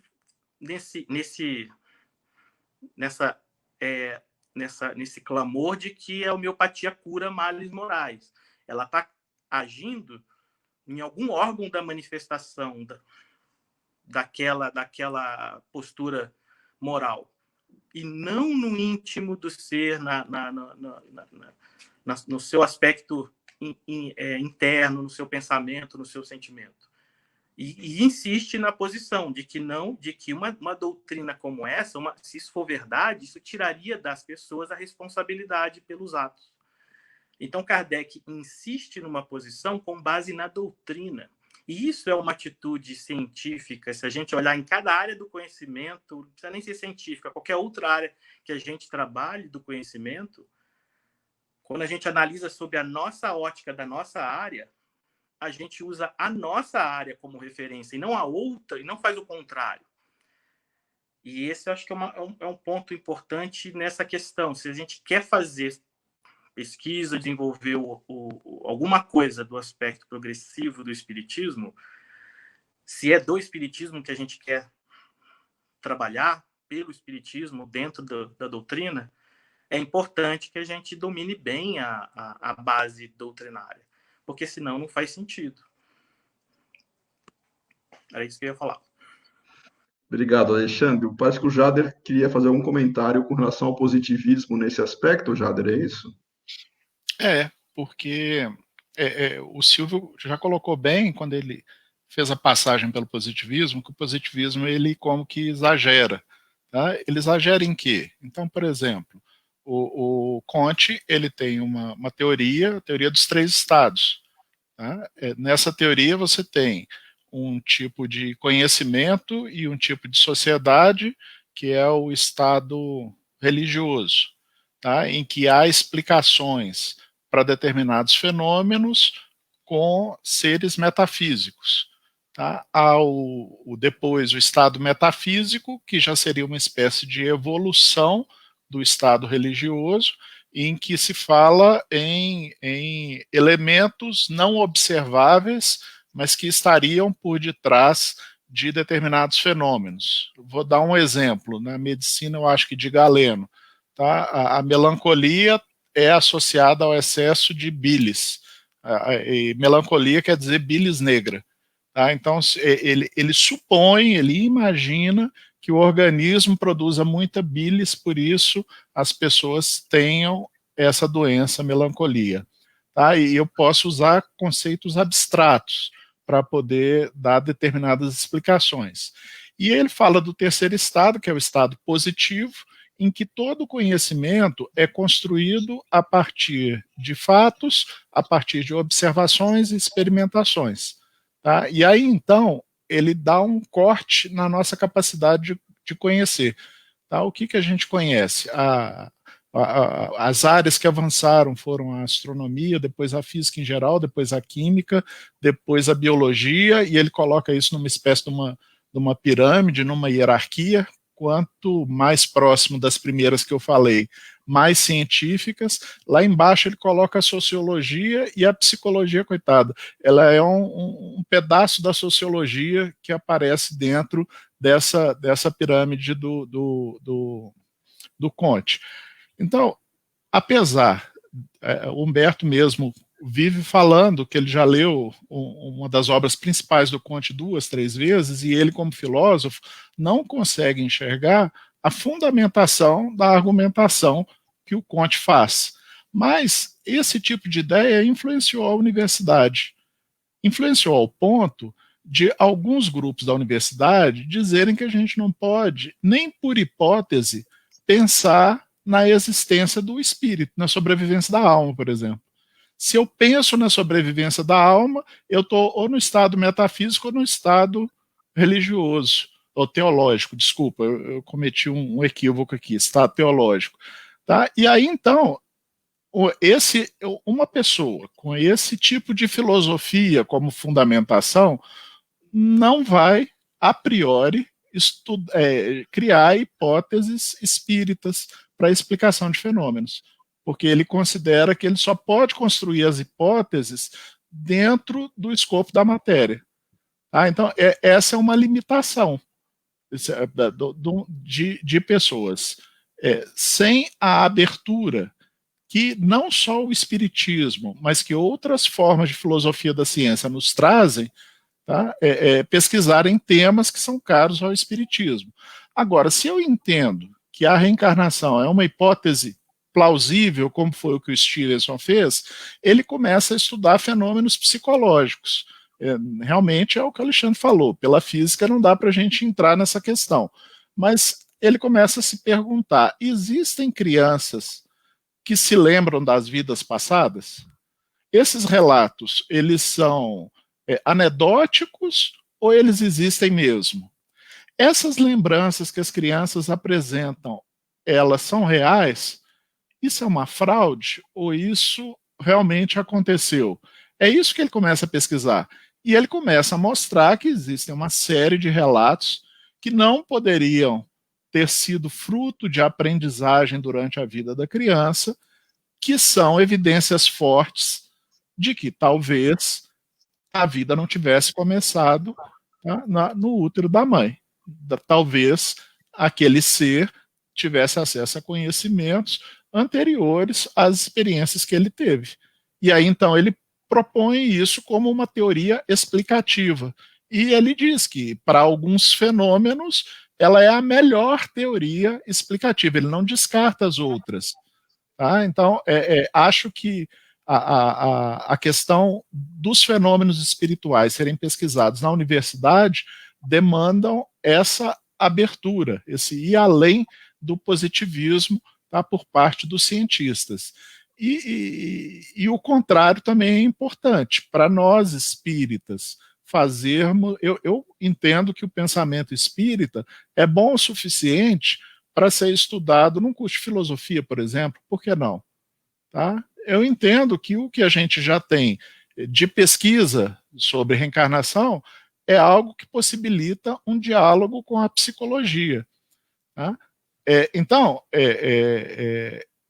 essa forma de conhecimento é passível de diálogo dentro do ambiente acadêmico. Agora, não dá para nós, espíritas, tentarmos levar o espiritismo como um conhecimento religioso, dogmático, fechado.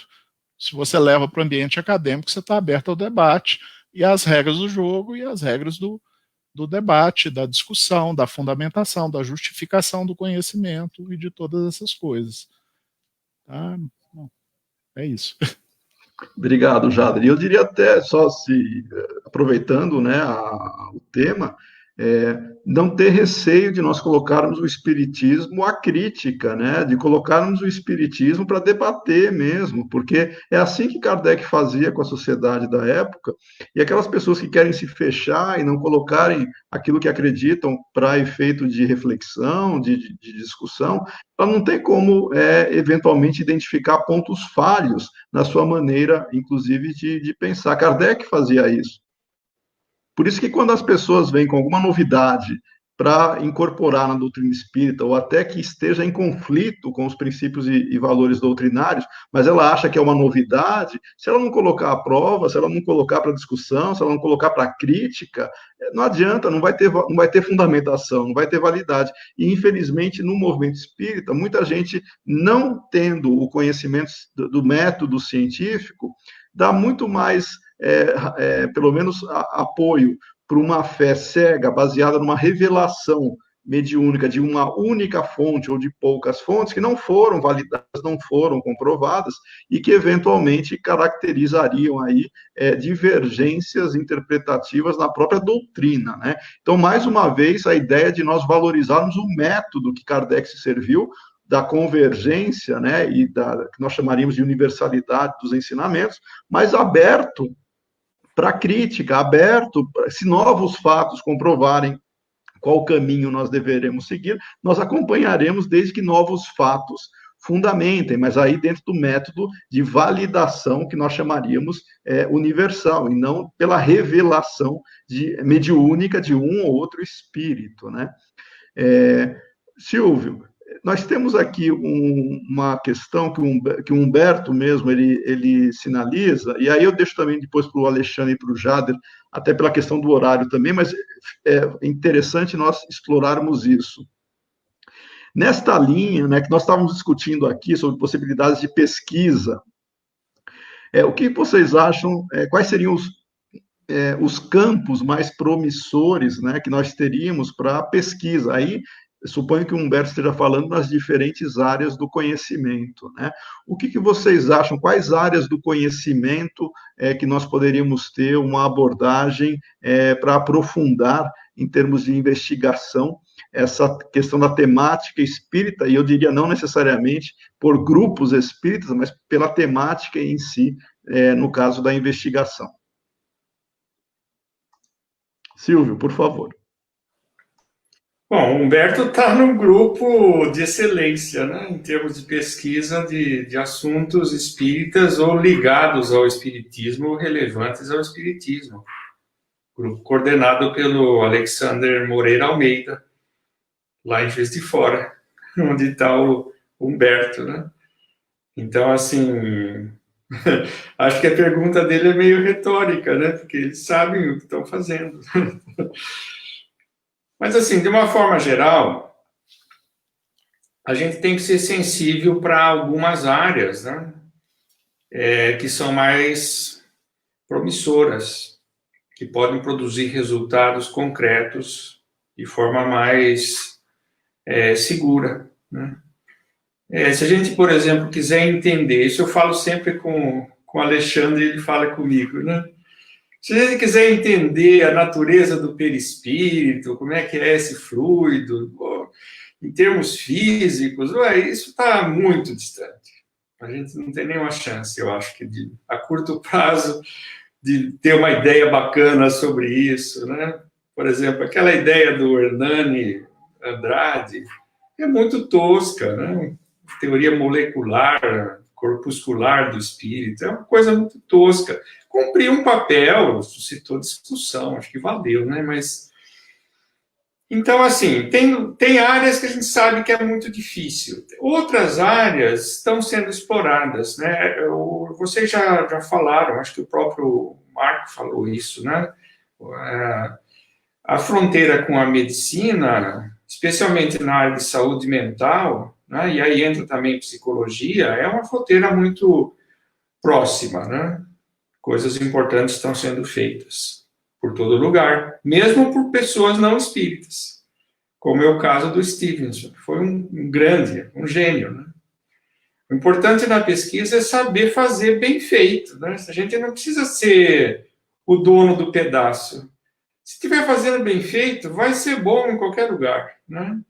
Mas a pesquisa não é uma receita de bolo, né? Que você mistura os ingredientes seguindo uma fórmula simples e no fim do dia você tem um bolo gostoso para comer. A pesquisa é uma coisa que exige formação, né? Uma coisa mais difícil. Então, a gente tem que dar um tempo ao tempo e, aos poucos, formando os grupos, né? Mas não necessariamente tem que ser uma coisa pré-definida, enfim, explorar as competências de cada um, né? Como o Alexander está fazendo. Outra área importante, né, que eu acho que algum progresso recente foi feito, inclusive com um pessoal amigo, na área da literatura, né? Os trabalhos do Alexandre Caroli, tanto no mestrado como no doutorado aqui na Unicamp, na área de literatura, né, teoria literária, estudando no primeiro caso o Parnaso de Além-Túmulo e depois, no segundo caso, a produção do Humberto de Campos, ele produziu um material de grande relevância, né? Eu estava assistindo a defesa das duas teses dele, as pessoas ficaram intrigadas, né? Realmente, quem vê aquilo, né? Aquela análise tão refinada por parte de alguém que conhece muito bem a teoria literária, né? Fazendo uma análise super isenta da produção do Chico Xavier, aquilo é muito impressionante. Assim como o Érico Bonfim, lá no Rio, né, na Federal do Rio de Janeiro, a música espírita, né? A Rosemary Brown, que psicografou as partituras, até tocava um pouco no piano, né? É um trabalho muito promissor também, né? Então, tem grandes flancos a serem explorados, né, Humberto? Eu acho que na nossa área de filosofia tem um universo gigante para ser explorado, porque, como o próprio Kardec diz no Livro dos Espíritos, né, homens de gênios, de todas as épocas, eles sempre têm muita coisa a ensinar para a gente, né? Então, assim, revisitar grandes filósofos aliás, eu estou em falta com o Humberto, né? Porque a gente tem umas ideias em germes sobre isso, né? Revisitar grandes filósofos, vasculhar ali, ver pontos de semelhança ou de oposição ao espiritismo, é um trabalho interessante de ser feito, né? Muito útil também. Enfim, o importante é fazer bem feito, né? Por exemplo, já que o Jader falou do Richer, né? O Richer é um gênio, prêmio Nobel, enfim, um homem de ciência por excelência, né? Mas na investigação dos fenômenos curiosos e inusuais, como ele dizia, né? Ele tinha um problema. Ele fez coisas muito bacanas, mas ele tinha um problema, que era um viés materialista, que impediu que ele soltasse as rédeas em certos momentos. Né? Então, assim, por isso que a troca de experiências é muito importante, né? Hoje em dia a gente tem muito disso. Começo do século XX era menos, né? É isso aí. Bom, obrigado. Obrigado, Silvio. Eu sei que o nosso tempo já está quase acabando, tá? Eu vou pedir para o Jader e para o Alexandre comentarem rapidamente. Tem várias questões também que, infelizmente, não vai dar tempo de responder a todas, né? Eu só vou colocar uma para o Alexandre, depois o Jader, se quiser comentar. O Marcelo Bernardo pergunta, e a transcomunicação, né? Porque estaria mais ligado a efeito físico, né, Alexandre? E a transcomunicação, a tecnologia está aí para todos, também estaria para os espíritos? O que que você tem sobre... O que você poderia comentar sobre isso, Alexandre?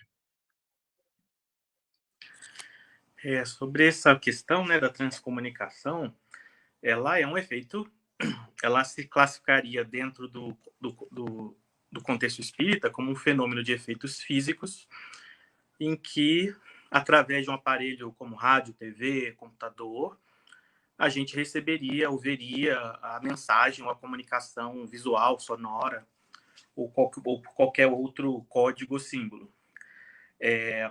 De novo, assim, para se investigar isso de maneira assim que de fato traga resultados assim que tenham um valor científico, você precisa ter um domínio das duas coisas, da tecnologia, para poder explicar e separar muito bem, responder muito bem a qualquer crítica de que o fenômeno decorreu de alguma interferência puramente material, ou que tenha tido uma causa puramente material, e a gente precisa, assim, a única referência nossa teórica com relação à parte espiritual é a doutrina espírita. A gente precisa buscar nas condições que a doutrina espírita oferece ou sugere com relação a um fenômeno de efeitos físicos. Então, teríamos que ter um domínio razoável nas duas coisas e partir para a pesquisa. Um ponto importante é que só o empirismo, liguei o rádio, gravei uma voz, é espírito, isso está simplista demais, assim, pode não ser. A gente tem que definir um projeto. Nesse projeto você tem que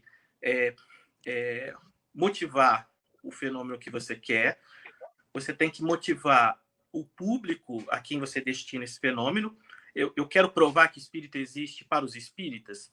Perder tempo. Eu sou espírita, eu já aceito que eu sou uma alma encarnada e que existem outras almas desencarnadas e pela mediunidade a gente consegue conversar. Para mim, assim, é uma perda de tempo provar que a alma existe.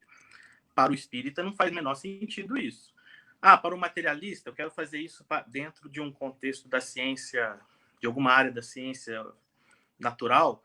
Tá. Então, como é que a gente vai trabalhar todo esse preconceito, todo esse monte de questionamentos que vão surgir em função do uso de aparelhos tecnológicos? Vou conseguir convencer? Como é que eu vou superar a todas as possíveis críticas que os céticos e outras pessoas que não aceitam a hipótese da sobrevivência da alma vão certamente questionar? Eu preciso pensar nisso no projeto, senão eu vou gastar dinheiro, tempo, recurso, um médium de efeito físico à disposição, vou obter um fenômeno, talvez até legítimo, mas não vou ter... O resultado disso vai ficar assim, eu vou publicar numa revista espírita e isso vai ficar na estante aí, nossa, como já ficaram outros trabalhos. Então a gente precisa ter um plano, assim, para fazer isso, buscando superar os obstáculos que já existiram. Até que ponto os espíritos vão se prestar a isso? Também não sei. Os espíritos, depende da tecnologia dos espíritos? Não faço a menor ideia. A gente só tem o nosso conhecimento para poder trabalhar. Então, essas e outras questões precisam ser todas analisadas, pensadas, antes de se realizar um trabalho desse de pesquisa, porque senão a gente vai dedicar tempo, não vai adiantar nada. Eu concordo como o Silvio lembrou, já comentou, e acho que o Jader também. As áreas, assim, eu preferiria trabalhar, se eu pudesse sugeriria que as áreas do conhecimento que lidam direto com as pessoas, medicina e psicologia, devam ter mais seriam as mais promissoras para, a partir delas, descobrir-se o algo além da matéria. Por quê? Porque a tecnologia vai ser sempre questionada, alguém sempre vai questionar, alguém sempre pode colocar em dúvida se a complexidade dos computadores, das redes, o acesso à internet, etc., se a mensagem da transcomunicação não é um efeito disso. Então, às vezes, a simplicidade dos fenômenos, de outros tipos de fenômenos, são mais interessantes. O Silvio lembrou da análise literária que o Caroli fez. A gente tem um amigo, o Ademir Xavier, e acho que também o Alexandre já trabalhou com análise de conteúdos de cartas, de mensagens. Isso é outra coisa que é mais difícil você alegar, você ter uma hipótese materialista. E eu investiria mais nesses fenômenos que têm menos chance de receber críticas por parte dos materialistas. Um outro aspecto aí também, tentar ser rápido também para comentar, que é o seguinte, Marco e todos que estão escutando, que é o seguinte, a pergunta do Humberto, eu não sei se o Humberto só perguntou no sentido das áreas do conhecimento humano investigarem fenômenos espíritas, porque a outra frente é o espírita fazendo pesquisa espírita. E dentro dessa outra frente de trabalho do espírita, fazendo estudos, contribuindo para o avanço do conhecimento espírita, você tem, assim, a meu ver, um leque muito amplo de opções. Você tem desde de questões práticas com relação ao ensino de espiritismo, você tem questões mediúnicas, você pode pensar em investigar, você pode dar continuidade a trabalhos como o do Ian Stevenson, de investigar casos sugestivos de reencarnação. Bom, você tem muita coisa. Você pode analisar obras tradicionais do movimento espírita. Isso não é um trabalho teórico, mas por que não se conseguiria tirar contribuições a partir disso? Como o nosso movimento não é o movimento espírita, não é um movimento acadêmico, eu sugeriria a parcela do movimento espírita interessada em contribuir ao avanço do conhecimento espírita a trabalhar em coisas simples primeiro. Talvez estudos, primeiro, mais teóricos, de análise doutrinária, por exemplo, e depois partir para outros projetos mais ousados dentro só do conhecimento espírita. Eu acho que essa é uma frente que não deveria ser desprezada, porque lá na frente, lá no futuro, eu acho que ela vai ajudar a valorizar o conhecimento espírita como um conhecimento, uma linha de conhecimento que tem seu próprio desenvolvimento e seu caráter progressivo. Então, essa é uma opinião que eu tenho, que eu acho que o espírita não precisa ser doutor em psicologia, em física, ou em medicina, ou em qualquer outra área em particular, para poder contribuir em pesquisa ou estudos de natureza doutrinária. Basta estudar muito a doutrina e ter criatividade e aplicar o método doutrinário, como o Marco lembrou agora há pouco. Obrigado, Alexandre. Bom, infelizmente o nosso tempo aqui ele já se esgota, né? Nós poderíamos ter vários itens a serem comentados. Muito interessante as questões, os comentários que foram feitos aqui no chat, né? Quero agradecer a todos pela participação. E eu vou agora passar para as nossas palavras finais dos nossos amigos. E eu só acho que o Silvio, acho que caiu de novo. Bom, mas de qualquer forma, já estamos aqui no encerramento, acho que daqui a pouco ele volta. Eu vou pedir para o Jader iniciar, depois o Alexandre comenta também. Ô, Jader, mas junto às suas palavras finais, eu só queria colocar também uma questão um pouco provocativa, tá bom? O Alexandre comentou sobre a questão da pesquisa, né, principalmente na área de física, que vai exigir recursos, e precisa mesmo, né? Dificilmente você vai pesquisar nas áreas de exatas, em particular na física, sem recursos. Tem laboratório, tem equipamento, tem uma série de elementos aí necessários. Você já participou de maneira muito ativa na FAPEMIG, né, que é um dos órgãos de fomento que a gente tem.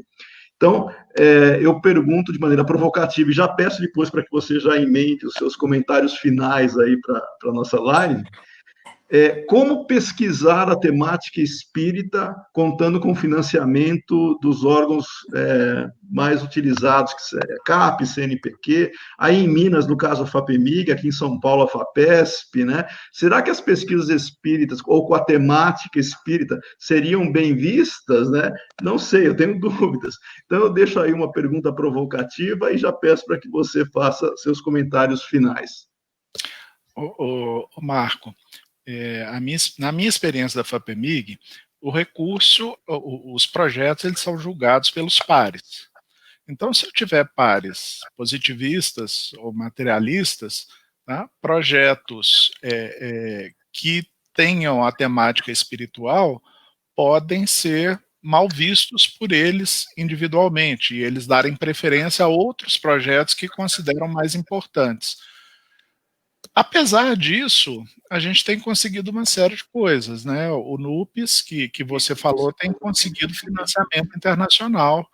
Eu tenho acompanhado, sempre que possível, os trabalhos que o pessoal ligado à Julie Beischel faz, tá? E eles têm financiamento internacional para fazer.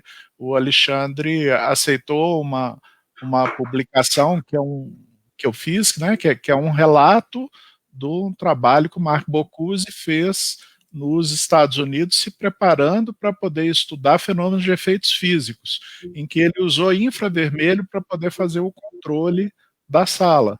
Tá? Então, essa é uma linha que, se ele realmente tiver médio de efeitos físicos, ele pode conseguir bons resultados.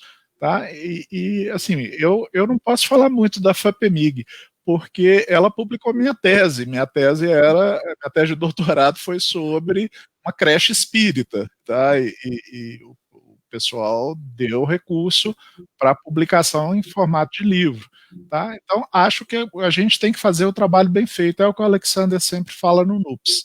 Tá? O pesquisador que está na universidade tem que fazer um trabalho de qualidade, de ponta, um trabalho que impressione as pessoas que estão dando parecer, um trabalho em que as pessoas vejam que o resultado do trabalho está sendo publicado em revistas internacionais, está sendo aceito pela comunidade científica de uma forma geral, e aí muda-se um pouco essa mentalidade. Talvez há 20 anos atrás, Marco, a gente não tivesse tanto trabalho sobre espiritualidade e saúde como a gente tem hoje no meio médico. E eu já vi a FAPEMIG dizer, não, a gente tem que apoiar. Tá? Virou uma área em que os cursos de medicina estão fazendo reforma de currículo para ver onde que conseguem inserir espiritualidade e saúde, apesar de todas as dificuldades. O curso da Federal tem um curso de espiritualidade e saúde que é feito aos sábados e tem mais de 200 alunos todo semestre interessados. Tá? Ele é fora do horário comum da grade de disciplinas para poder ser oferecido. E tem professores de diferentes lugares da universidade, do Instituto de Ciências Biológicas e de outros lugares. Tá? Acho que é o que o Silvio e o Alexandre disseram. Tá? Tem que fazer direito para poder pleitear o recurso. E a gente aguarda tempos melhores, mas já existem muitas possibilidades no mundo. Ok. E agora as palavras finais, Jader, por favor. Eu agradeço demais a vocês o convite. Eu fiquei meio sem graça, assim, né? Meio tímido aqui, mineiro, tá? E agradeço o carinho com que vocês acolheram a gente, o carinho do público, o interesse de todos, tá? Espero ter contribuído com essa discussão. Tá? Contribuiu muito. Obrigado, Jader. É uma satisfação ter você aqui. Alexandre, por favor, nossas palavras finais. Oi, quero agradecer também, né, o convite. Quase que eu não vinha participar, porque eu estou num momento meio apertado do trabalho nosso aqui, mas, de fato, o assunto é apaixonante para nós, então acho que valeu ouvir o Jader e o Silvio, né? Aprendi com eles bastante aí. E alguma coisa com você também. Então, obrigado a todos, né? E as perguntas muito boas. Obrigado, Alexandre. De fato, o Alexandre ele estava preocupado, né? Que ele está com um monte de prova lá para corrigir, e aí ele conseguiu participar de uma maneira bastante interessante. Obrigado, Alexandre.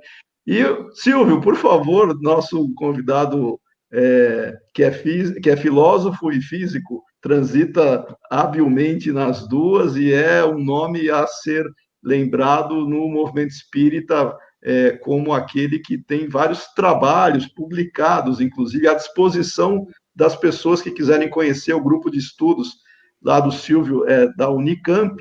Tem um site, né? Depois peço para o Silvio, inclusive, comentar para acessar esses trabalhos. Silvio, por favor, suas palavras finais. Para mim foi uma alegria participar desse encontro, né? Não só pela afinidade intelectual que nós temos entre nós quatro, né? Vários dos que estão assistindo também se incluem nesse caso, né? Pessoas que estão trabalhando junto, mesmo à distância, e também pela amizade, né? Isso é muito importante. Então, é extremamente prazeroso, muito edificante conversar com vocês, com as pessoas que estão à distância. E assim, a mensagem é uma mensagem de esperança, né? A gente tem enormes dificuldades, muitos equívocos no movimento espírita, vícios históricos que foram herdados, mas tem uma turma que está trabalhando na superação desses limites naturais, históricos, né? E, em particular, eu quero reforçar muito o ponto que o Jader fez agora, né?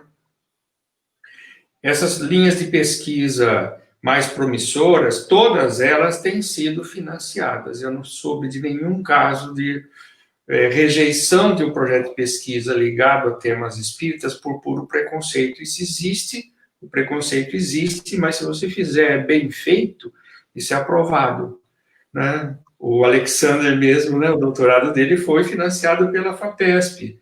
O Alexandre Caroli, mestrado, doutorado, ele teve bolsas da FAPESP. A Kátia, né, que fez um trabalho bonito na Faculdade de Medicina aqui, sobre cuidados paliativos, sobre a ótica espírita, também foi financiada. O Érico Bonfim, lá no Rio, também financiado. Enfim, a esposa do Alexandre, Angélica, né, também fez o mestrado e doutorado dela na história, aqui, sobre a história do espiritismo, sem nenhum problema de rejeição. É claro que a gente não pode bater de frente, né? Se você, não, eu quero fazer propaganda espírita, dizer isso lá no projeto, eles vão recusar. Como recusariam qualquer outra propaganda de qualquer coisa que seja, né? Mas se você mostrar um propósito genuíno de investigação e uma boa formação, a gente consegue, né? Então, eu fico muito contente de interagir com essa turma toda, né? Assim, acompanhando esses trabalhos desde o início, a maior parte deles. Né? Então, muito obrigado, Marco, né, que teve essa iniciativa, a USE Campinas, né, que está promovendo esse evento. Espero que a gente volte a conversar. Quem sabe aquele tema da Eliana, né? Filosofia. Pois é, vamos aí sim. Podemos chamar o Humberto, né? Tem outras pessoas, né? É isso aí. Ô Silvio, passa o endereço do seu grupo Nós temos um site, né? Se você colocar no Google, Grupo de Estudos Espíritas da Unicamp, ele aparece logo no início. É GEU, né? O símbolo geu.net.br. Mas põe no Google que acha. Né? Tem artigos lá, enfim, é um site que está um pouco desativado, mas ele tem algumas referências. O nosso grupo, aliás, está completando 40 anos, né, de estudos espíritas na universidade, ininterruptos. O Jader não era nem nascido ainda, né? 40 anos que a gente está lá. Tivemos muita resistência, né, de reservar a sala, muitas vezes. A pessoa que arranca cartaz de divulgação, quando a gente punha cartaz. Mas a gente vai sobrevivendo, né? Tá bem. Tá ótimo. Obrigado, Silvio. Obrigado pela presença. Eu vou pedir, então, rapidamente que o Jader, só antes de passar a palavra, Jader, fala do seu blog, o Espiritismo Comentado, o endereço. espiritismocomentado.blogspot.com.br. Basta digitar Espiritismo Comentado no Google. Na ferramenta. Eu queria recomendar esse livro da Lippe, O Espiritismo, as Ciências e a Filosofia. Tá? Tem uma série de trabalhos aqui, um sobre conceitos de geografia, tá? Tem uns trabalhos muito criativos. O Tiago, que está nos assistindo, tem um trabalho aqui sobre a filosofia de Herculano Pires. A gente tem um trabalho aqui sobre Kardec e a fenomenologia de Edmund Husserl. Tá? Então, sugerir aí o trabalho da Lippe. Já que estamos fazendo propaganda, né? Enfim, isso, faça. Além do trabalho maravilhoso da Lippe, né? Coordenado aí pelo Jader. Falarei. É uma turma extremamente promissora, né? A pessoa já tem feito coisas muito bacanas, assim como agora o Jornal de Estudos Espíritas, né? Que o Alexandre fundou. Vou pedir para ele falar. Fala alguma coisinha, Alexandre. Alexandre, fala do jornal, o endereço do jornal, que é uma iniciativa muito boa. Olha, falando rapidinho, então. Bom, é uma proposta de um periódico em moldes acadêmicos de publicação, destinado a artigos não de opinião, mas artigos assim que reflitam estudos ou alguma pesquisa de interesse espírita. Para achar o site do jornal, acho que, como o Jader falou, vai do Google, põe lá Jornal de Estudos Espíritas, se não for o primeiro ou segundo link. Os artigos são de acesso gratuito, só a reprodução que precisa pedir autorização para os autores, que detêm o direito autoral. Obrigado, Alexandre. Muito bom. Depois das propagandas, não, na verdade o conteúdo é muito bom, tem que ser divulgado mesmo. O André está colocando aqui no chat também o endereço da Liga dos Pesquisadores, tá? Que eu acho que vale a pena todo mundo conhecer. Todos nós, direto ou indiretamente, participamos da Liga dos Pesquisadores do Espiritismo, que é uma iniciativa do Eduardo Carvalho de Monteiro, né? Isso já tem mais de uma década, né? Então fica aí como referência também a nossa proposta, que é unir pesquisadores, tá? Então a nossa ideia é sempre fazer com que o tema seja debatido. Essa live em particular tem essa finalidade, que as pessoas vejam que existem pesquisadores profissionais da área acadêmica, mas não é só o pesquisador profissional. Nós temos a temática espírita, qualquer um que se proponha a investigar, que tem interesse em investigar, que procure se aproximar, né, de grupos que já têm um pouco mais de familiaridade, que com certeza vai encontrar caminhos para desenvolver a sua proposta. É um ajudando o outro. Sozinho, dificilmente alguém constrói um trabalho robusto, né? Então, vamos aproveitar essa rede que nós estamos formando e que todos possam, de alguma maneira, contribuir. De minha parte, eu quero agradecer a belíssima participação de todos, os convidados, Silvio, Alexandre, o Jader, e todos os amigos que estiveram aqui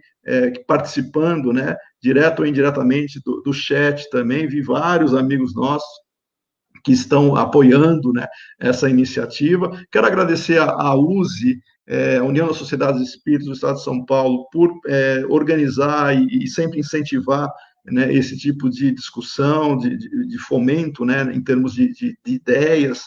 O papel da USE também é fazer com que nós cresçamos em termos de fortalecimento do ideal espírita. Então, fica aqui esse nosso agradecimento e que nós possamos nos encontrar em algum momento, em outra oportunidade, sempre lembrando, né, que o nosso objetivo nunca é fechar questão, é abrir questões para que nós consigamos desenvolver novos caminhos. Muita paz a todos, muito obrigado, né, pela participação e até uma próxima oportunidade. Até mais.